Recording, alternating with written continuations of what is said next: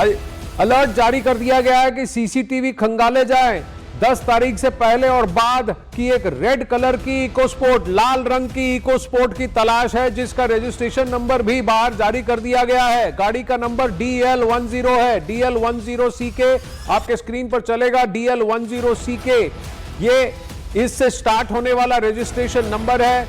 इस registration number की गाड़ी की तलाश है। अगर आप जो अखाड़ा देख रहे हैं कहीं इस गाड़ी को स्पॉट करते हैं तो तुरंत इत्तला करें। DL10CK0458, DL10CK0458 इस रजिस्ट्रेशन नंबर की लाल रंग की इकोस्पोर्ट गाड़ी की तलाश अब पुलिस को है। फरीदाबाद पुलिस लाल रंग की इकोस्पोर्ट्स की कार की तलाश में लग चुकी है।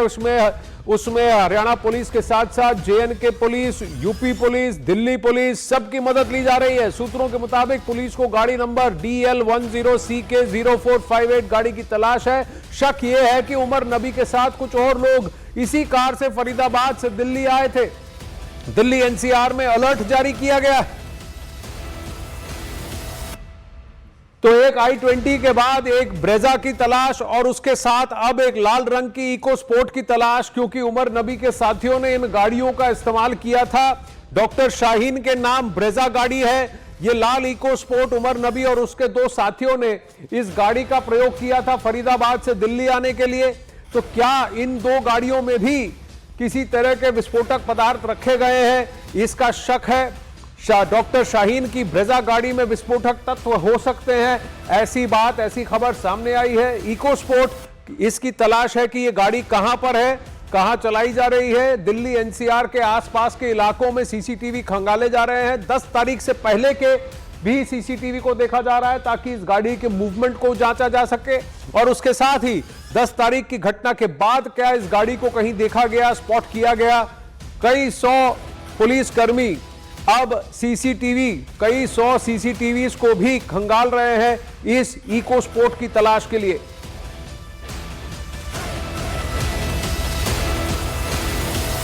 पुलिस को गाड़ी नंबर DL10CK0458 इस गाड़ी की तलाश है।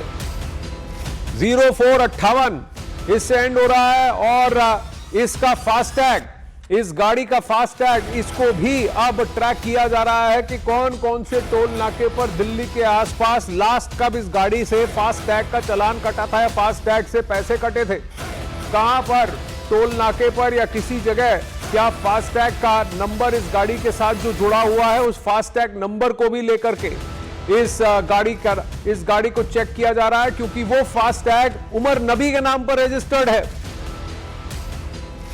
I-20 कार में फर्जी रजिस्ट्रेशन जो उमर नबी के नाम था और अब फास्टैग का नंबर इस गाड़ी का जो कि उमर नबी के नाम से और उसके नंबर से लिंक्ड है।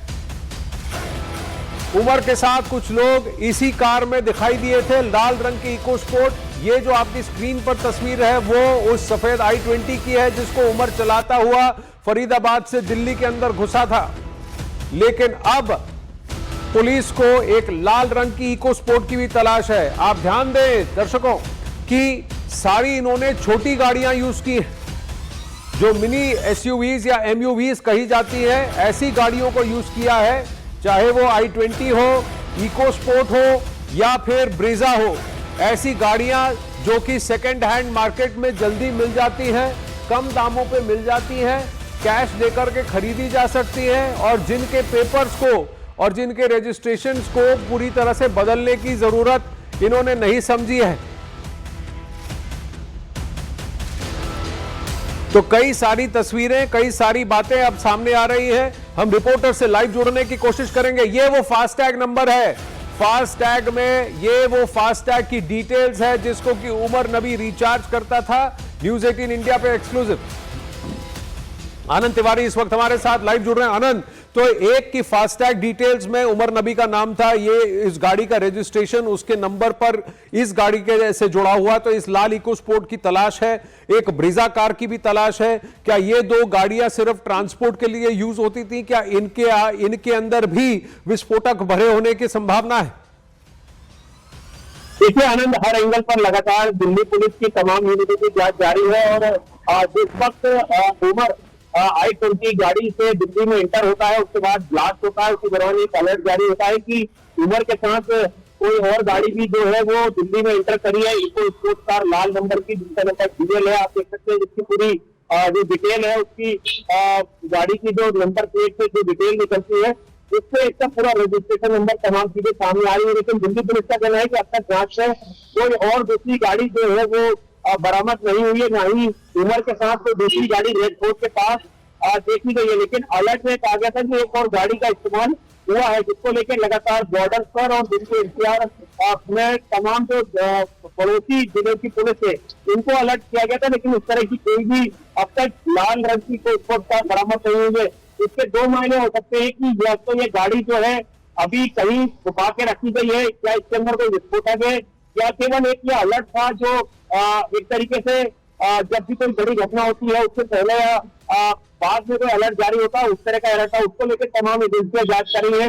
ये गाड़ी जिस नंबर और जिस एड्रेस पर रजिस्टर्ड की गई है उसकी भी शिनाख्त जो है वो लगातार दिल्ली पुलिस और तमाम दूसरी एजेंसियां कर रही है। लेकिन ये अपने आप में काफी चौंकाने वाला मामला है अगर एक से ज्यादा गाड़ियों दिल्ली ब्लास्ट में इस्तेमाल की गई है, क्योंकि जो पीछे छोटे कानून दिल्ली पुलिस ने एक्सेस किए हैं पूरे रूट के, फरीदाबाद, गुरुग्राम, पुणे के और रेड फोर्ट तक के, उसमें केवल उमर की जो व्हाइट रंग की I-20 गाड़ी है वो केवल जगतपुर बॉर्डर, इसके बाद वो मयूर विहार, कनाट प्लेस और आसफ अली रोड और चांदनी चौक के पास जो रेड फोर्ट है वहां पर खड़ी नजर आई है। इसके अलावा कोई और गाड़ी या कोई और शख्स उमर से ना बातचीत करते हुए ना उसके साथ मिलते हुए अब तक जांच में जो है वो पुलिस को दिखा है। देखिए अभी तक कोई व्यक्ति दिखा नहीं है, लेकिन इस इको स्पोर्ट को उन्होंने यूज किया है, तो क्या ऐसा हो सकता है कि इस मॉड्यूल में और भी लोग मौजूद हों? क्योंकि वो दूसरी ब्रेजा गाड़ी भी है जो अब तक मिली नहीं है, जिसमें कहा जा रहा है कि विस्फोटक पदार्थ हो सकते हैं। तो क्या इस मॉड्यूल का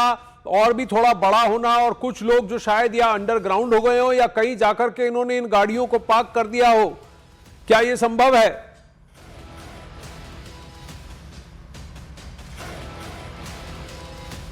आनंद, आपको मेरी आवाज आ रही है? आनंद, आपको मेरी आवाज आ रही है? जी बिल्कुल आनंद, मैं ये जानना चाहता हूं कि क्या ये मॉड्यूल और भी बड़ा हो सकता है? क्या इस मॉड्यूल में और भी जिहादी डॉक्टर शामिल हो सकते हैं?